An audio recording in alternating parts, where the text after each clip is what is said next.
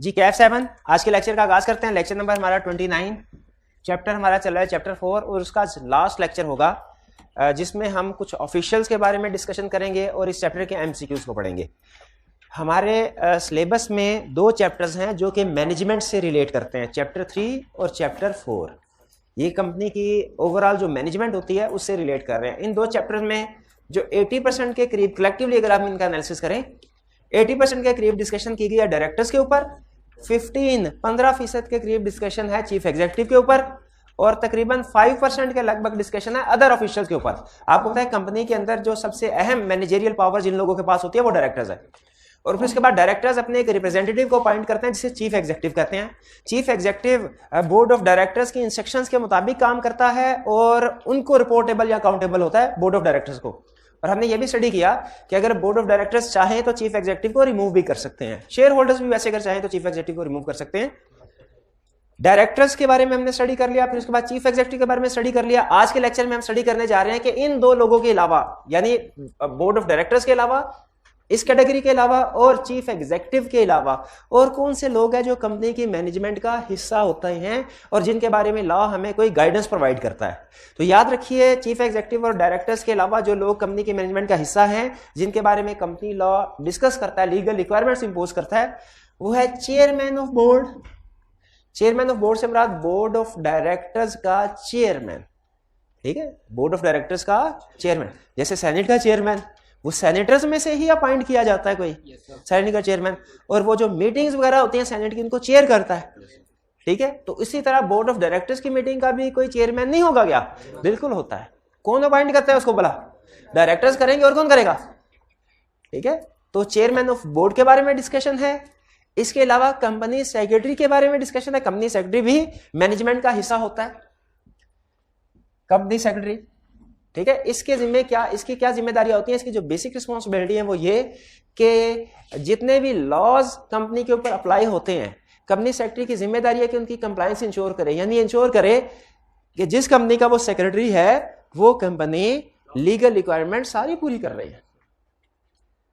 फिर soul purchase, cell और distribution agent.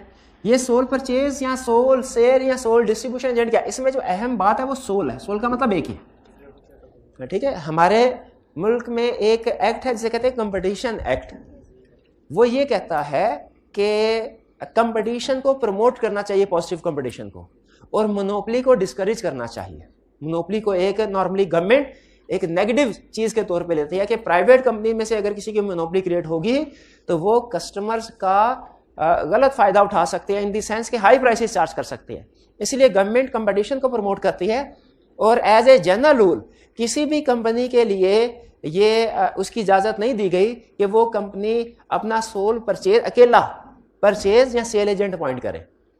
Competition को प्रमोट के लिए, कंपटीशन को प्रमोट करने के लिए लॉ ये कहता है कि कंपनी को चाहिए अगर उन्होंने अपना सामान बेचना है, फॉर एग्जांपल पाकिस्तान में कोई कंपनी है उसे पूरे पाकिस्तान में अपना सामान बेचना है, तो वो सिर्फ किसी एक बंदे को एजेंट अपॉइंट ना करे बल्कि बहुत से लोगों को एजेंट अपॉइंट करे। सोल एजेंट की अपॉइंटमेंट मना की गई है। इसी तरह अगर किसी पार्टी ने कोई सामान खरीदना है, वैसे तो ये ज्यादातर सेल से रिलेटेड कंसेप्ट है लेकिन ये परचेज एजेंट पे भी अप्लाई होता है कि सामान खरीदना है तो उसके लिए भी सिर्फ एक परचेज एजेंट अपॉइंट ना किया जाए बल्कि मल्टीपल परचेज एजेंट्स को अपॉइंट किया जाए। ये रिक्वायरमेंट क्यों है? सोल परचेज या सोल सेल एजेंट या सोल डिस्ट्रीब्यूशन एजेंट को डिस्करेज क्यों किया गया? भला कंपटीशन को इनकरेज करने के लिए, ठीक है। लेकिन बाज़ बात कुछ कंपनीज के लिए जरूरी हो जाता है कि वो सिर्फ एक ही एजेंट को अपॉइंट करे। हो सकता है उन्होंने कंटिन्यूस बेसिस पे इतना सामान ना खरीदना हो, सिर्फ एक ही दफा बड़ा सामान खरीदने की जरूरत हो, तो मे भी कुछ जरूरत के वक्त कुछ सर्कमस्टेंसेस में जरूरत पड़ सकती है कि सिर्फ एक ही सोल परचेज या सेल एजेंट को अपॉइंट। इसीलिए लॉ ने कहा है कि अगर ऐसी सिचुएशन आ जाए आप कमीशन के पास जाए, कमीशन आपके हालात का जायजा लेके हो सकता है आपको इजाजत दे दे, वरना नॉर्मल सर्कमस्टेंसेस में सोल परचेज या सोल सेल एजेंट की अपॉइंटमेंट की इजाजत नहीं है। ये हमारा एक अगला ऑफिशियल है या मैनेजमेंट का हिस्सा है। और लास्ट है शेयर रजिस्ट्रार। जैसा कि नाम से जाहिर है इसकी रिस्पॉन्सिबिलिटीज है कि कंपनी जो शेयर्स वगैरह इशू करती है उसको रजिस्टर करवाना और जो शेयर बाद में ट्रांसफर होते हैं इशूएंस के बाद भी सब्सिक्वेंटली उनको भी हैंडल करना। यानी शेयर के ट्रांसफर से रिलेटेड जितना भी डॉक्यूमेंट्री वर्क होगा, जो भी और दूसरा डॉक्यूमेंट्री अदर वर्क होगा, वो सारे का सारा शेयर रजिस्ट्रार डील कर रहा था। तो ये 4 तरह के ऑफिशियल्स हैं other than directors and chief executive, जिनके बारे में हम पढ़ने जा रहे हैं। कौन से 4 तरह के ऑफिशियल्स? पहला चेयरमैन ऑफ बोर्ड, दूसरा कंपनी सेक्रेटरी, फिर सोल परचेज, सोल सेल या सोल डिस्ट्रीब्यूशन एजेंट, और शेयर रजिस्ट्रार। चलिए सबसे पहले स्टडी करते हैं चेयरमैन ऑफ बोर्ड। पहली चीज तो ये ध्यान में रखें कि लिस्टेड कंपनीज के लिए सिर्फ लाजमी है कि वो बोर्ड ऑफ डायरेक्टर्स का चेयरमैन अपॉइंट करें। इसका मतलब है अनलिस्टेड या प्राइवेट कंपनी के लिए लाजमी नहीं है बोर्ड ऑफ डायरेक्टर का चेयरमैन अपॉइंट करें। करना चाहें तो कर भी सकते हैं, लाजमी नहीं है। दूसरा कंसेप्ट क्राइटेरिया क्या होगा? क्राइटेरिया ये है कि नॉन एग्जीक्यूटिव डायरेक्टर्स में से चेयरमैन को अपॉइंट किया जाएगा। नॉन एग्जीक्यूटिव डायरेक्टर में से चेयरमैन को अपॉइंट किया जाएगा। अच्छा मुझे बताइए, अगर मैं यहां पे नॉन एग्जीक्यूटिव की बजाय इंडिपेंडेंट डायरेक्टर्स लिख दूं, क्योंकि इंडिपेंडेंट डायरेक्टर भी तो नॉन एग्जीक्यूटिव डायरेक्टर ही में से ही अपॉइंट होता है ना भाई। क्या मतलब? ऐसे ना करें। जो इंडिपेंडेंट डायरेक्टर है, हाँ देखिए, एग्जीक्यूटिव डायरेक्टर तो कभी भी इंडिपेंडेंट नहीं हो सकता, एग्रीड। नॉन एग्जीक्यूटिव डायरेक्टर में वो डायरेक्टर जो क्राइटेरिया मीट करते हैं वो इंडिपेंडेंट डायरेक्टर होंगे। ऐसे कर, बाकी नॉन एग्जीक्यूटिव तो होंगे लेकिन इंडिपेंडेंट नहीं होंगे। तो क्या मैं ये कह सकता हूं, देखिए ये है, फर्ज कीजिए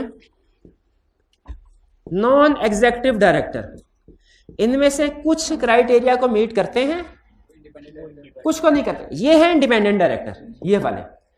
अब मुझे बताइए, ये है ए, ये बी, ये सी। चेयरमैन ऑफ बोर्ड किन लोगों में से उठाया जाएगा? ए में से, बी या सी? ए में से। यानी ए से मुराद यह है कि बी में से भी।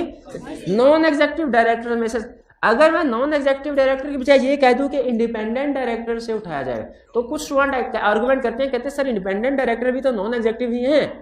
तो ये बात ठीक है, ये बात ठीक है, लेकिन कंप्लीट नहीं है। इसलिए कि लॉ कहता है आप इस कैटेगरी में से भी चेयरमैन को अपॉइंट कर सकते हैं, इलेक्ट कर सकते हैं। अगर हम सिर्फ इंडिपेंडेंट डायरेक्टर लिखेंगे वो गलत हो जाएगा। हालांकि इंडिपेंडेंट डायरेक्टर भी नॉन एग्जीक्यूटिव है, लेकिन गलत क्यों गलत हो जाएगा? हाँ, क्योंकि इसमें फिर इंडिपेंडेंट डायरेक्टर में सारे नॉन एग्जीक्यूटिव कवर नहीं होते। ये बात समझ आए?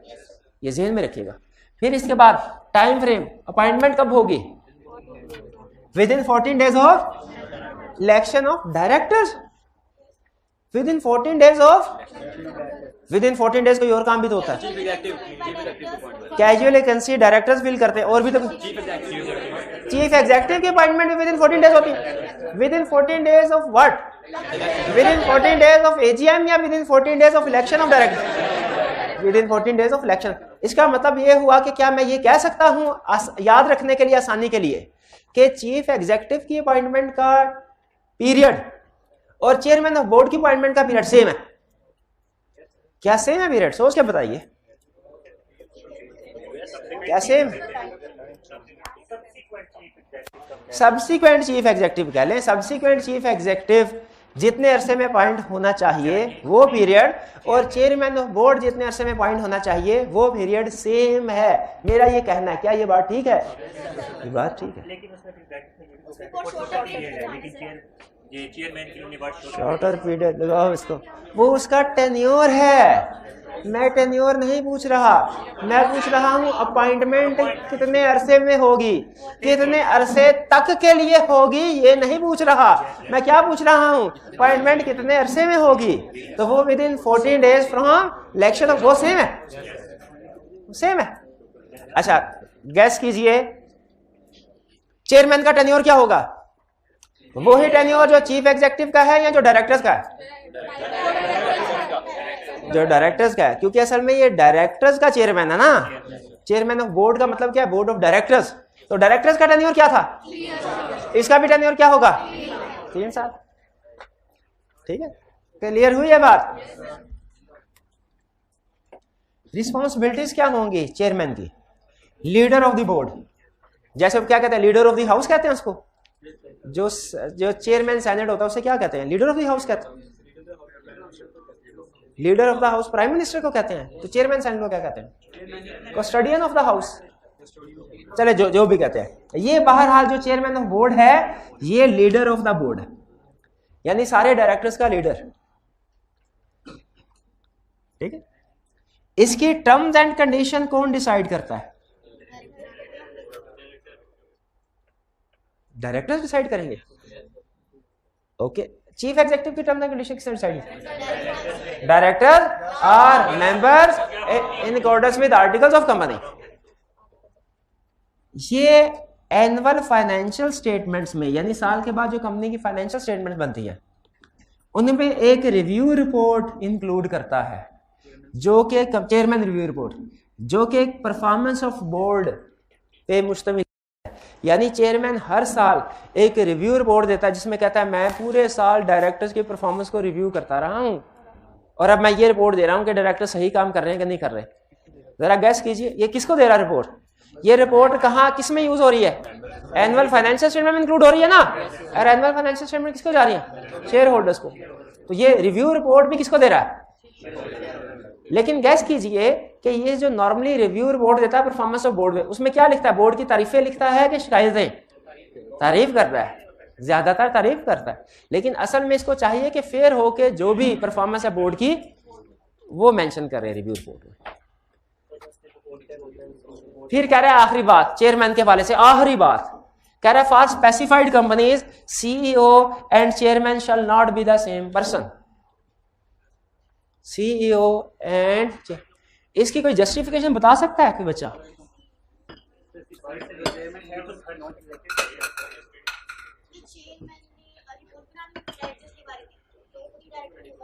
काम करने वाला और निगरानी करने वाला एक ही बंदा होना चाहिए? नहीं होना चाहिए ना। एक टीचर है, एक प्रिंसिपल है, दोनों अलग अलग होने चाहिए ताकि अगर टीचर सही काम ना करे तो प्रिंसिपल उनको खींच सके। लेकिन अगर फर्ज कीजिए मैं टीचर और मैं ही प्रिंसिपल भी हूं, मुझे कोई खींच सकेगा? नहीं खींच सकेगा। लेकिन ये इसी कंसेप्ट को सामने रखते हुए लॉ ने कहा है कि चीफ एग्जीक्यूटिव वो होता है जिसने कंपनी को चलाना है और डायरेक्टर्स वो हैं जिन्होंने मॉनिटरिंग करनी है। अब अगर चीफ एग्जीक्यूटिव भी वही बंदा है और चेयरमैन ऑफ बोर्ड भी वही बंदा है, तो जिसने निगरानी करनी है वो भी वही, जिसने काम करना है वो भी वही, तो क्या अच्छे तरीके से सुपरविजन हो सकेगी या काम किया नहीं किया जा सकेगा? इसीलिए लॉ ने कहा कि अगर कमीशन चाहे तो कुछ केसेस में कमीशन कह सकता है क्या कि इसमें चेयरमैन और चीफ एग्जीक्यूटिव सेम पर्सन नहीं। अच्छा, इससे एक हिडन मैसेज भी मिल रहा है हमें। क्या हिडन मैसेज मिल रहा है भला? कि कुछ केसेस ऐसे भी हैं जिनमें हो सकता है सेम हो दोनों, जिनमें दोनों कौन दोनों सेम हो? तो कोई नहीं बोलेगा, कोई नहीं बोलेगा, कोई नहीं बोलेगा। सीईओ और चेयरमैन ऑफ बोर्ड, ये दोनों का सेम होना, एक मिनट, कोई नहीं, दोनों का सेम होना जरूरी है, जरूरी है। पकड़ा गया, ठीक है। वो नहीं भाई, वो कह रहा है कि कमीशन स्पेसिफाई कर सकता है कि कुछ कंपनी, जैसे हो सकता है हमारे सिलेबस में नहीं है लेकिन हो सकता है कमीशन ने कहा भाई लिस्टेड कंपनीज में चीफ एग्जीक्यूटिव और चेयरमैन सेम पर्सन नहीं होंगे, अलग अलग होंगे, अलग अलग होंगे।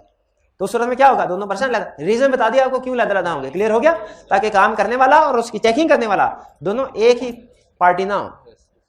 चेयरमैन ऑफ बोर्ड के बारे में समझ आ गया जी मेरे भाई? अब मुझे बताइए चेयरमैन ऑफ बोर्ड के बारे में जो कुछ जानते हैं बता दें।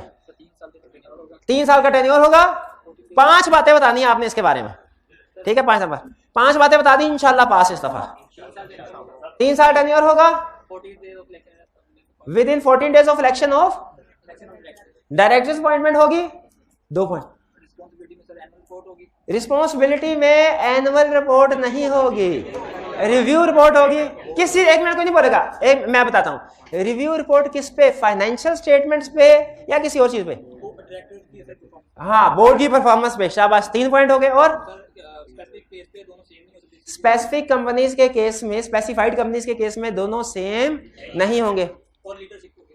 और ये लीडर ऑफ द बोर्ड है। सबसे पहली बात नहीं बताई भाई ने, नॉन एग्जीक्यूटिव में से उठाएगा। और भी सिर्फ लिस्टेड कंपनी के लिए रिक्वायर्ड है। और मजे की बात, यही 2 बातें, एक उसने एमसीक्यू में पूछ ली और एक उसने क्वेश्चन में पूछ ली। कौन से? नहीं, पास इंशाल्लाह, पास इंशाल्लाह पास। लिस्टेड कंपनी वाली और नॉन एग्जीक्यूटिव। भाई ये बात क्लियर हुई आपको? लिस्टेड कंपनी वाली बात क्लियर है और नॉन एग्जीक्यूटिव वाली बात क्लियर है? नॉन एग्जीक्यूटिव की जगह इंडिपेंडेंट डायरेक्टर लिख दूं? नहीं लिखना। चलिए इसको ओके कर रहा हूं। मर्जी मेरी का है कि ये कौन है मर्जी वाला? क्यों मर्जी? मेरी मर्जी किस बात है? कंपनी सेक्रेटरी, कंपनी सेक्रेटरी कौन होता है? जो लीगल मैटर्स पे एडवाइस देता है। लीगल, जैसे एक सीएफओ होता है ना, सीएफओ वो अकाउंटिंग का एक्सपर्ट होता है और फाइनेंस का एक्सपर्ट होता है। उसी तरह लिस्टेड कंपनी के केस में आपको पता है सीएफओ की अपॉइंटमेंट जरूरी है कि नहीं? लिस्टेड कंपनी का सीएफओ लाजमी होता है। ये आगे चल के कुछ रिक्वायरमेंट में हम पढ़ेंगे कि अगर लिस्टेड कंपनी है तो उसका सीएफओ भी डालो, लिस्टेड कंपनी नहीं है तो सिर्फ चीफ एग्जीक्यूटिव को ले आओ, बोर्ड ऑफ डायरेक्टर्स को ले आओ, काम चल जाएगा। लेकिन अगर लिस्टेड कंपनी है तो सीएफओ ना लाजमी है। सीएफओ कौन है? जो अकाउंटिंग इंसान है। अच्छा, मैं समझा खलाई मखलूक है, मैं समझा 12 सिंह है, इंसान ही है। सीएफओ जो है वो अकाउंटिंग एंड फाइनेंस का एक्सपर्ट है। अच्छा, चीफ फाइनेंशियल ऑफिसर को कहते हैं CFO, chief financial officer. Listed company में जरूरी है। कंपनी सेक्रेटरी किस चीज का एक्सपर्ट होता है? लीगल मैटर्स का। आपने शायद अक्सर केस स्टडीज में ये पढ़ा होगा, आगे पढ़ेंगे कि ये मसला आ गया, कंपनी सेक्रेटरी को अप्रोच किया गया। अब बताइए, आप कंपनी सेक्रेटरी हैं, आप क्या एडवाइस देंगे? कंपनी सेक्रेटरी हैं, क्या एडवाइस देंगे? कभी किसी क्वेश्चन में पढ़ा कंपनी सेक्रेटरी का लफ्ज? आपने कभी कोई क्वेश्चन पढ़ा भी है? क्योंकि मुझे लगता है कि कुछ क्वेश्चन में कंपनी सेक्रेटरी का वर्ड यूज हुआ है। तो ये लॉ की कंप्लायंस इंश्योर कर। अच्छा, इसका लॉयर होना लाजमी नहीं है, ठीक है? जिस तरह सीएफओ नॉर्मली कोई चार्टर्ड अकाउंटेंट हो सकता है, तो जो ये कंपनी सेक्रेटरी है इसके लिए क्वालिफिकेशन होती है शायद चार्टर्ड सेक्रेटरी की होती है क्वालिफिकेशन। तो ये लीगल मैटर्स का एक्सपर्ट होता है, उनकी कंप्लायंस इंश्योर करता है। अगर कंपनी ने कंपनीज एक्ट की खिलाफवर्जी की तो बताइए किसने अपना काम सही नहीं किया? कंपनी सेक्रेटरी ने। और अगर फाइनेंशियल स्टेटमेंट सही नहीं बनी, सीएफओ ने काम सही नहीं किया, ठीक है? कंपनी रिस्पॉन्सिबिलिटी क्या होती है कंपनी सेक्रेटरी की? एडवाइस करना है बोर्ड ऑफ डायरेक्टर्स को। किन मैटर्स पे? कंप्लायंस में लीगल रिक्वायरमेंट्स, और साथ ही साथ रिकॉर्ड मेंटेन करना भी जरूरी है। जैसे फर्ज कीजिए, अगर हम डायरेक्टर्स हैं सारे कंपनी के, हमें नहीं पता चल रहा एजीएम कब कंडक्ट करवानी चाहिए, लॉ क्या कहता है? अच्छा, फाइनेंशियल ईयर के 120 दिन के बाद। शाबाश, 0 नंबर, विद इन 120 डेज है, विद इन 120। देखा, इसीलिए तो कंपनी सेक्रेटरी की जरूरत पड़ी है कि हम अकाउंटिंग के एक्सपर्ट्स हैं, लीगल मैटर्स हमारे थोड़े वीक। कंपनी सेक्रेटरी आगे बताए। फिर हम इसको अगला सवाल पूछेंगे, अच्छा इस मीटिंग का नोटिस कब भेजना है? ये भी वो बताएगा प्रैक्टिकली। वैसे तो आपको पता होगा, प्रैक्टिकली वही बताएगा। कब? मीटिंग से कम से कम 21 दिन पहले। फिर हम उससे अगला सवाल पूछेंगे, क्या नोटिस में क्या क्या इंफॉर्मेशन लिखनी है? नेम्स ऑफ द डायरेक्टर जो रिटायर हो रहे हैं, नंबर ऑफ डायरेक्टर जिनको अपॉइंट करना है, और बस खत्म। इसमें 15 तरह की और चीजें होती हैं। एजेंडा भी आता है, ऑर्डिनरी रेजोल्यूशन के स्पेशल वो भी आती है। अच्छा, नोटिस के अंदर क्या इंफॉर्मेशन लिखनी है ये कौन बताएगा? कब? नोटिस के साथ क्या डॉक्यूमेंट्स अटैच करनी है ये कौन बताएगा? दोनों में फर्क पता है आपको? नोटिस के अंदर क्या इंफॉर्मेशन होनी चाहिए ये अलग कंसेप्ट है, नोटिस के साथ क्या डॉक्यूमेंट अटैच होनी चाहिए ये अलग कंसेप्ट है। ये कौन बताएगा? Company secretary. मीटिंग हुई, इसके मिनट्स किस किस को भेजने हैं, कब भेजने हैं, कब तक संभाल के रखने हैं, ये डॉक्यूमेंट्स के बारे में, रिकॉर्ड्स के बारे में, इनकी रिटेंशन के बारे में कौन बताएगा कंपनी के अंदर? यही तो उसका काम है, ठीक? ये काम का बंदा है, बहुत काम का बंदा है। ये किन कंपनीज के लिए रिक्वायर्ड है? पब्लिक कंपनीज के लिए। क्या यहां पे मैं लिस्टेड कंपनी लिख दूं? लाने पता, जहां पे पब्लिक लिखा है पब्लिक, जहां पे लिस्टेड लिखा वहां पे लिस्टेड करें। To maintain the relevant record, ये समझ आ गया? अगर आपको किसी कंपनी की मीटिंग के मिनट्स चाहिए, किसके पास जाएंगे मिनट्स लेने के लिए? के पास। अगर आप चाहते हैं, आप एक कंपनी में इन्वेस्टमेंट करना चाहते हैं, अभी इन्वेस्टमेंट की नहीं है, करना चाहते हैं, उसके शेयर खरीदना चाहते हैं, खरीदे नहीं है, लेकिन आप उसके मेमोरेंडम और आर्टिकल्स को हासिल करना चाहते हैं, उसकी कॉपी, तो किसके पास जाना पड़ेगा? Company secretary. कंपनी सेक्रेटरी एक लगाएगा, आपको एक लगाएगा। मेंबर के पास जाना पड़ेगा, मेंबर्स भी एक लगाएंगे। किसके पास जाना पड़ेगा? किसी के पास नहीं जाना पड़ेगा, क्योंकि अगर आप मेमोरेंडम और आर्टिकल्स की कॉपी हासिल करना चाहते हैं तो मेंबर होना जरूरी है। अगर आप मेंबर नहीं है, मेमोरेंडम और आर्टिकल्स की कॉपी हासिल नहीं कर सकते। याद है चैप्टर किस में पढ़ा था, 1 में या 2 में? 2 में। क्राइटेरिया क्या है कंपनी सेक्रेटरी बनने के लिए? अच्छा यहां पे भी लिखा हुआ है स्पेसिफाइड, यहां पे भी लिखा हुआ स्पेसिफाइड कि यानी जो कहीं गई हो कंपनीज या जो क्वालिफिकेशन, कंपनी सेक्रेटरी की क्वालिफिकेशन क्या होगी? जो स्पेसिफाई, जो क्वालिफिकेशन या एक्सपीरियंस स्पेसिफाई कर दिया गया है, कंपनी सेक्रेटरी का उतनी क्वालिफिकेशन या एक्सपीरियंस होना चाहिए। लेकिन मेरा सवाल ये है, इधर भी लिखा है स्पेसिफाइड, उधर भी लिखा है स्पेसिफाइड, आगे भी शायद कहीं पे हो, ये स्पेसिफाई करता कौन है? कमीशन। क्लियर? कंपनी सेक्रेटरी एक एम्प्लॉई होगा, इसका मतलब क्या हुआ? इसका मतलब 2 वे है कि किसी एम्प्लॉई को भी कंपनी सेक्रेटरी अपॉइंट कर सकते हैं, और इसका ये भी मतलब है जिसको कंपनी सेक्रेटरी अपॉइंट करेंगे वो कंपनी का एम्प्लॉय भी होगा, वो कंपनी का एम्प्लॉय भी हो जाएगा, यानी इसे एम्प्लॉय समझा जाएगा। हाँ जी बिल्कुल, कंपनी सेक्रेटरी क्या एग्जीक्यूटिव डायरेक्टर हो सकता है, इस बारे में लॉ ने कोई पाबंदी नहीं लगाई। लॉ ने पाबंदी लगाई है तो चीफ एग्जीक्यूटिव और चेयरमैन ऑफ बोर्ड के ऊपर। कंपनी सेक्रेटरी क्लियर हुआ? 3 बातें बता दीजिए मेरे भाई जो इस दीवार पे आपको लिखी नजर आ रही हैं। 3 बातें बता दे, किसके बारे में? इधर मेरी तरफ देख के 3 बातें किसके बारे में? किसके बारे में? मेरी तरफ, उधर नहीं मेरी तरफ। कंपनी सेक्रेटरी के बारे में 3 बातें बता दे।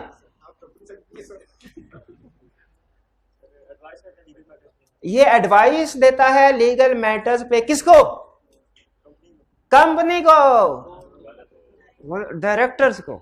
अच्छा चलें, और ये ठीक मान लेते हैं, और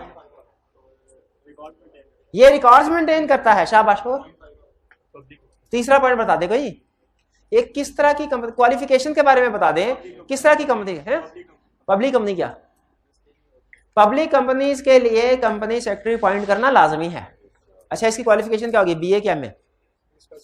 as specified by commission. Qualification and experience क्या होगा? As specified by commission, as specified by commission. Next, sole purchase या सोल सेल या सोल डिस्ट्रीब्यूशन एजेंट। अच्छा सोल का मतलब समझ आ गया ना आपको? अकेला। आप बताइए क्या सोल परचेज या सोल एजेंट किसी कंपनी का होना चाहिए? एक एजेंट, कंपटीशन होना चाहिए ना। बिल्कुल। कहता है अगर कोई कंपनी सोल परचेज और सोल सेल या डिस्ट्रीब्यूशन एजेंट अपॉइंट करना चाहती है, उसे कमीशन की अप्रूवल लेनी होगी। क्या करना होगा? ताकि कमीशन देखेगा, जस्टिफाइड रीजन है तो इजाजत देगा, वरना इजाजत नहीं देगा। हाँ, एक केस में कमीशन की अप्रूवल की इजाजत नहीं है। वो केस क्या है? जब कोई कंपनी पाकिस्तान से बाहर रजिस्टर्ड हो और वो अपना मेजर बिजनेस पाकिस्तान से बाहर कर रही हो। जब कोई कंपनी पाकिस्तान से बाहर रजिस्टर्ड हो, अपना मेजर बिजनेस पाकिस्तान से बाहर कर रही हो, वो पाकिस्तान में सोल एजेंट अपॉइंट कर सकती है। जब कोई कंपनी पाकिस्तान से बाहर, देखिए कंपनी भी बाहर की है, ज्यादातर बिजनेस भी बाहर है। पाकिस्तान में छोटा मोटा बिजनेस है, ज्यादातर बिजनेस बाहर है। इसका मतलब क्या है? पाकिस्तान में छोटा मोटा बिजनेस है, तो क्या पाकिस्तान में वो 10 सेल एजेंट अपॉइंट करे? बिजनेस ही छोटा सा है, तो जितना छोटा सा बिजनेस है उस लिहाज से एक आधे सेल एजेंट से भी काम चल सकता है। तो इसीलिए इस केस में कमीशन की अप्रूवल की जरूरत नहीं है। किस केस में जरूरत नहीं है? कंपनी इनकॉर्पोरेट भी पाकिस्तान से बाहर है, मेजर पोर्शन बिजनेस भी पाकिस्तान से, ये ज़हन में रखिएगा, incorporated outside Pakistan, major business outside of Pakistan. तो फिर कमीशन की अप्रूवल की जरूरत नहीं, यानी उसकी इजाजत के बगैर भी आप सोल परचेज या शेयर एजेंट को अपॉइंट कर सकते हैं। लेकिन अगर कंपनी पाकिस्तान में इनकॉर्पोरेटेड है तो सोल परचेज या शेयर एजेंट अपॉइंट करने के लिए कमीशन की इजाजत की जरूरत है। अगर पाकिस्तान इनकॉर्पोरेटेड, अगर कंपनी इनकॉर्पोरेटेड पाकिस्तान से बाहर है, मेजर बिजनेस पाकिस्तान में, फिर कमीशन की अप्रूवल की इजाजत है, जरूरत है? यस जरूरत है। क्यों मना कहता है लॉ सोल एजेंट को अपॉइंट करने से? ताकि कंपटीशन को इनकरेज किया जाए, कंपटीशन को इनकरेज किया जाए, ठीक है, प्रमोट किया जाए। अच्छा मुझे ये बताइए, एक सिचुएशन आपको बताता हूं, आप बताइए कि लॉ इसको पसंद करता, लाइक करता होगा कि डिसलाइक इस सिचुएशन को? पाकिस्तान में जो सीए फर्म्स हैं इनमें सिर्फ आई कैप के स्टूडेंट्स ही ट्रेनिंग कर सकते हैं, ACCA के स्टूडेंट्स ट्रेनिंग नहीं कर सकते। बताइए लॉ इसको आपके ख्याल में लाइक करेगा कि डिसलाइक करेगा? डिसलाइक क्यों करेगा? कंपटीशन, कंपटीशन, ठीक है। अच्छा आगे चलते हैं। शेयर रजिस्ट्रार, शेयर रजिस्ट्रार कौन होते हैं? जो लिस्टेड कंपनी है ना, मैंने शायद आपको बताया था कि लिस्टेड कंपनी के शेयर्स डेली बेसिस पे स्टॉक एक्सचेंज में सैकड़ों ट्रांजैक्शन भी होती हैं। तो अगर ये सारे के सारे लोग वैसे आके अपने नाम पे शेयर ट्रांसफर नहीं करवाते, क्यों नहीं करवाते भला? क्यों नहीं करवाते? वो कहता है भाई हमने शॉर्ट टर्म के लिए शेयर्स खरीदे हैं, आज खरीदे हैं, कल प्राइस बढ़ेगी कल बेच देंगे, तो हमें अपने नाम पे ट्रांसफर करने की क्या जरूरत है? वो ब्रोकर के नाम पे शेयर रहने देते हैं, ब्रोकर एतमाद का बंदा होता है, ठीक है, अपने नाम पे। लेकिन अगर आप अपने नाम पे ट्रांसफर करवाना चाहे, बहुत से लोग ऐसे होते हैं जो लॉन्ग टर्म इन्वेस्टमेंट के लिए शेयर खरीदते हैं, वो फिर अपने नाम पे ट्रांसफर करवा लेते हैं। तो डेली कंपनी के पास बहुत सी रिक्वेस्ट आती हैं शेयर को ट्रांसफर करने के लिए। अब कंपनी अगर शेयर ट्रांसफर करने पे लग जाए तो उसका आधा वक्त इसी एक्टिविटी में गुजर जाए, तो कंपनी ने क्या किया होता है? एक स्पेशल पर्सन को अपॉइंट किया होता है जिसकी जिम्मेदारी ही यही होती है कि उसने ट्रांसफर ऑफ शेयर को रजिस्टर करना है, हैंडल करना है। ट्रांसफर ऑफ शेयर्स को ठीक है। Independent share registrar, independent share registrar या शेयर रजिस्ट्रार एक ही चीज है। इसका जिम्मेदारी क्या है? क्या चीज रजिस्टर करनी है? Transfer of shares. यानी एक पर्सन से दूसरे पर्सन को शेयर अगर सेल किए गए हैं तो ये ट्रांसफर किसके थ्रू होगा? शेयर्स। ये लिस्टेड कंपनी के लिए जरूरी होता है क्योंकि लिस्टेड कंपनी में ज्यादातर ट्रांजैक्शन होती हैं, अनलिस्टेड में रिक्वायर्ड नहीं है। तो लिस्टेड कंपनी के केस में इंडिपेंडेंट शेयर रजिस्ट्रार अपॉइंट करना लाजमी है। क्लियर हुआ? इसके क्राइटेरिया क्या है कि जो भी शेयर ट्रांसफर की रिक्वेस्ट होंगी वो किसको भेजी जाएंगी? इसीलिए कंपनी जो जनरल मीटिंग का नोटिस इशू करती है ना, उसमें शेयर रजिस्ट्रार का नाम मेंशन करती है ताकि ये सारे शेयर होल्डर्स को नोटिस जा रहा है तो वो इसके साथ साथ उन्हें यह भी पता चल जाए हमारा शेयर रजिस्ट्रार कौन है। अगर शेयर कभी ट्रांसफर करने हैं, सेल करने हैं, तो इसको कॉन्टेक्ट करना उन्होंने। कुछ समझ आई शेयर रजिस्ट्रार की? शेयर रजिस्ट्रार नहीं समझ आई? क्या काम होता है शेयर रजिस्ट्रार का? शेयर को ट्रांसफर करना, हैंडलिंग ऑफ शेयर्स। किस तरह की कंपनी के लिए रिक्वायर्ड है? लिस्टेड कंपनी के लिए। अगर शेयर रजिस्ट्रार अपॉइंट किया गया है तो बताइए शेयर होल्डर ने शेयर्स को ट्रांसफर करने की रिक्वेस्ट किसको भेजनी है? Share registrar.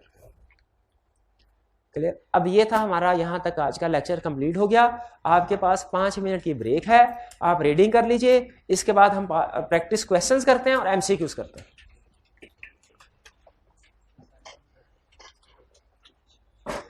असाइनमेंट नहीं आज की।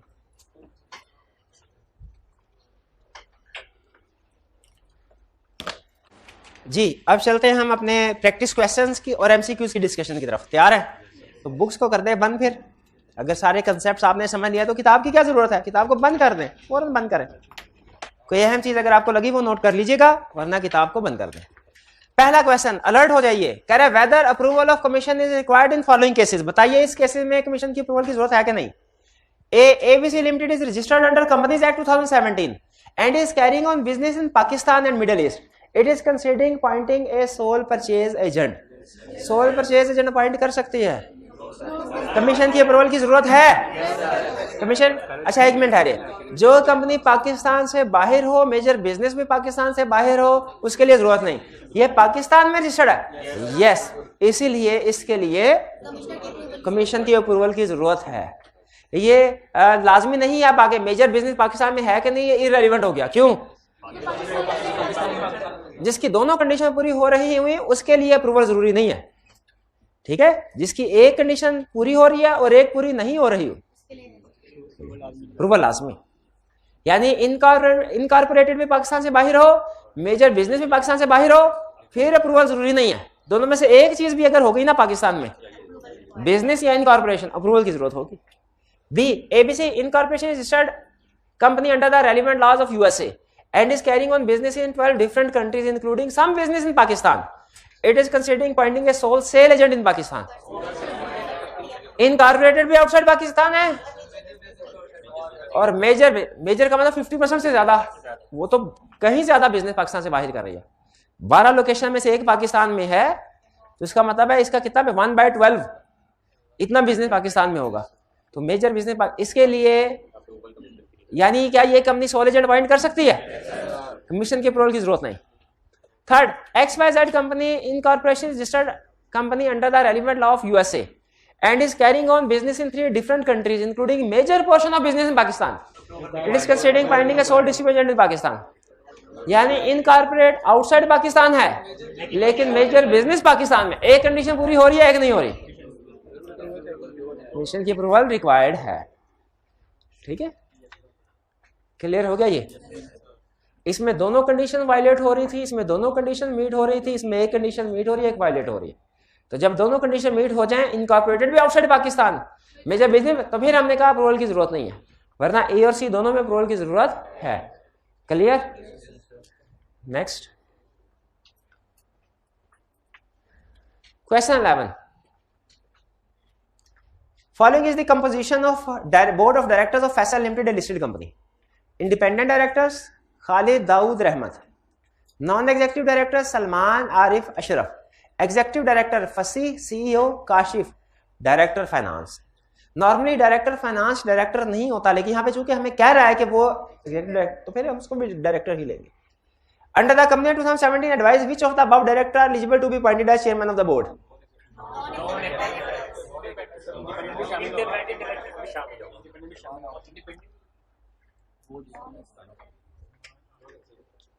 नॉन एग्जीक्यूटिव,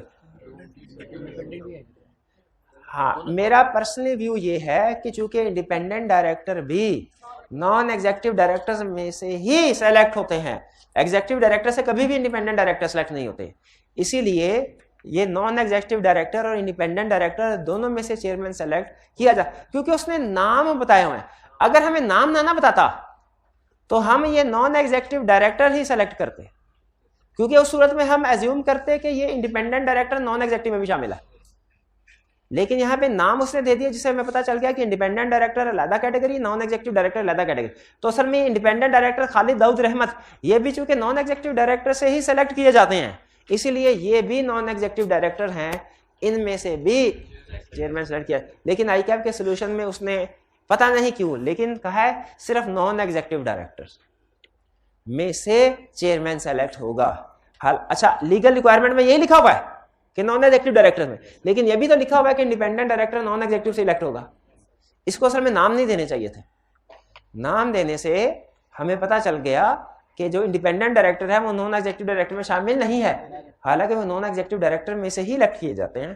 तो इसलिए इनको भी नीचे वाली, इंडिपेंडेंट डायरेक्टर को भी नीचे वाली कैटेगरी में इंक्लूड होना चाहिए। क्लियर हो रही है बात? आईकैप के सोल्यूशन का हमारे साथ जो फर्क डिफरेंस है वो भी मैंने आपके साथ शेयर कर दिया। जो बात आपके दिल को लगे उसको फॉलो कर लें। अगर आपको लगे नहीं सिर्फ नॉन एग्जीक्यूटिव डायरेक्टर लिखा जाना चाहिए, सिर्फ वही लिख लें। लेकिन अगर आपको लगे कि लिस्टेड कंपनी भी इंडिपेंडेंट डायरेक्टर्स का भी जिक्र होना चाहिए, वो भी इंक्लूड कर सकते हैं। Next, also state time frame for his appointment.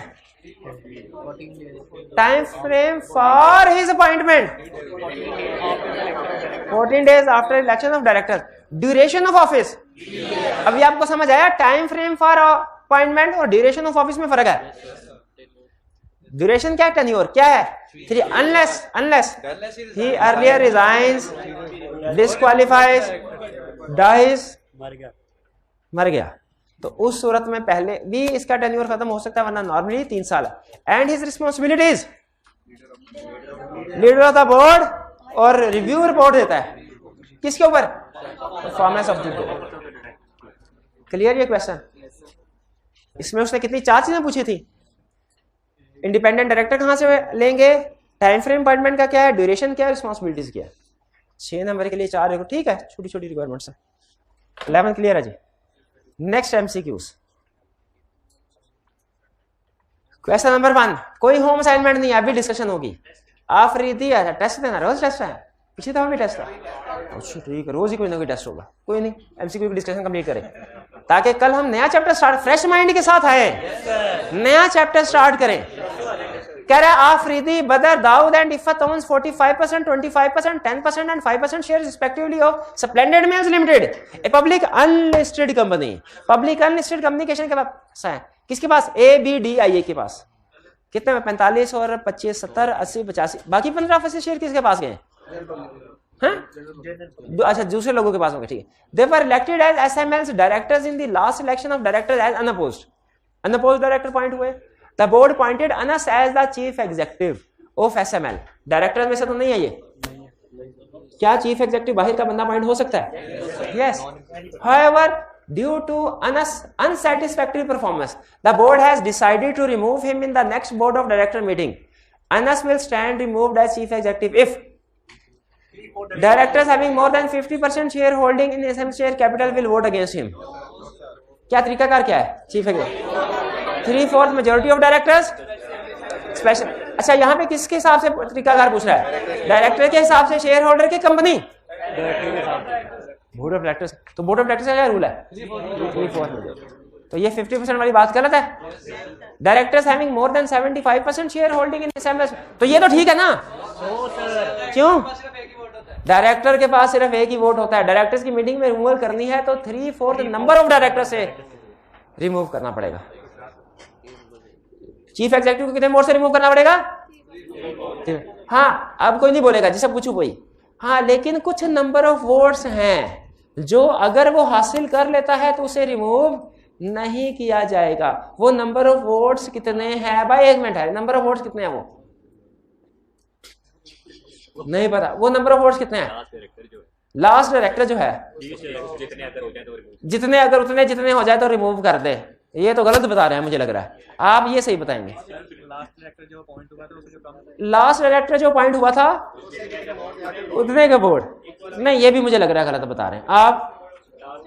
हाँ, लास्ट डायरेक्टर जो सक्सेसफुल इलेक्शन में अपॉइंट हुआ है उसे जितने वोट ले ले तो फिर ये चीफ एग्जीक्यूटिव रिमूव नहीं किया जाएगा। मुझे हैविंग लिस्ट 1/4 3 सारे गलत। वो जो रिमूवल वाला है वो डायरेक्टर्स की रिमूवल के लिए है। चीफ एग्जीक्यूटिव की रिमूवल के लिए नंबर ऑफ वोट्स वाला, लीस्ट वाला, मोस्ट वाला कोई रूल नहीं है। चीफ एग्जीक्यूटिव की रिमूवल के लिए सिर्फ 2 पॉइंट्स हैं।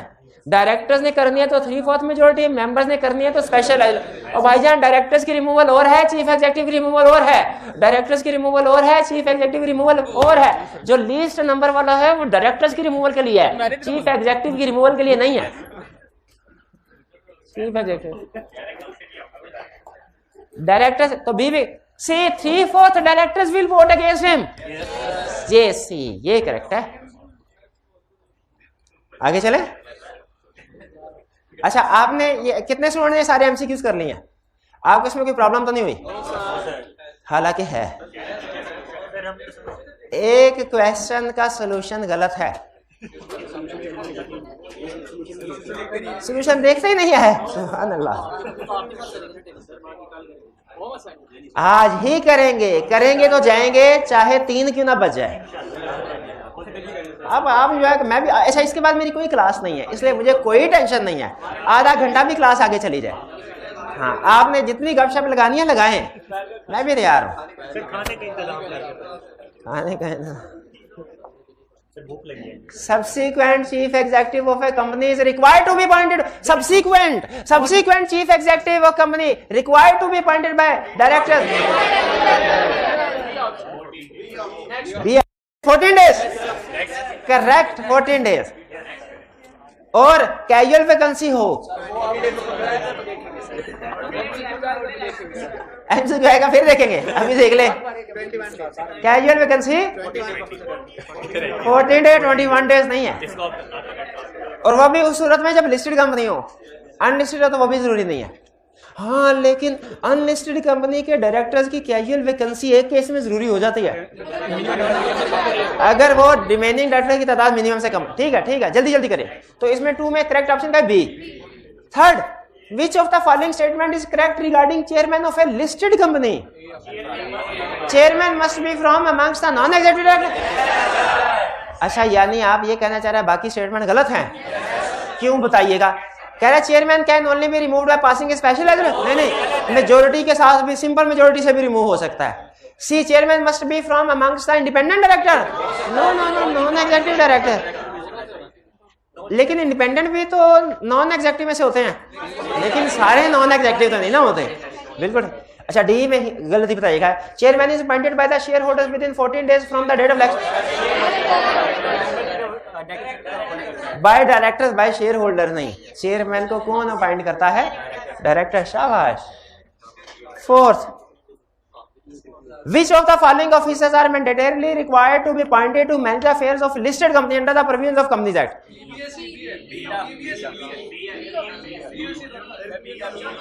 अच्छा, नोट करें, चेयरमैन सब में है, चीफ एग्जीक्यूटिव सब में है, कंपनी सेक्रेटरी सब में है। Chairman required for listed company, chief executive required for every company. Every company हो गया तो लिस्टेड कंपनी के लिए भी जरूरी है। Company secretary required for public company होगा तो लिस्टेड, क्योंकि लिस्टेड पे पब्लिक कंपनी होते हैं।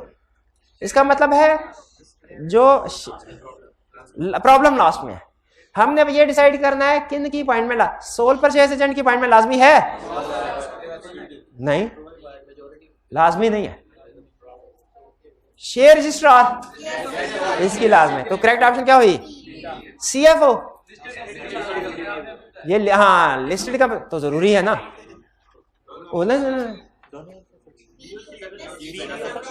बी भी हो सकता है, सी भी हो सकता है। Chairman, chief executive, company secretary, share registrar और चीफ फाइनेंशियल ऑफिसर। अच्छा, डी तो नहीं ना हो सकता? हेड। हाँ बिल्कुल। अच्छा, अब चलिए, अब मोस्ट अप्रोप्रिएट ऑप्शन सेलेक्ट कर लेते हैं। यहाँ पे मोस्ट अप्रोप्रिएट का कंसेप्ट काम आता है। कितने का ख्याल है बी? हाथ उठाइए। कितनों का ख्याल है सी? शाबाश। सी तो अभी हमने पढ़ाई नहीं हुआ, फ्यूचर में कोई कंसेप्ट होगा, लेकिन लिस्टेड कंपनीज का सीएफओ होता। तो यहाँ पे बी करेक्ट ऑप्शन क्या हुई? Share registrar. ये लाजमी होता है दोनों में से मोस्ट। लेकिन मेरा ख्याल है अगर आप सी भी कर देंगे तो हम ठीक मान लेंगे। आगे चलता है। 5, कमीशन में specify the classes of companies for which the dash and dash shall not be the same individual.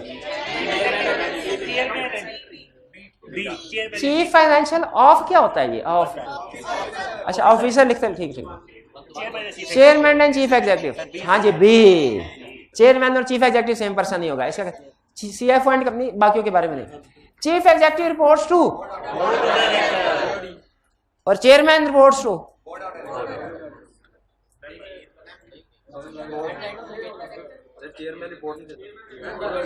चले, जब एमसीक्यू आएगा तब तो देख लेंगे।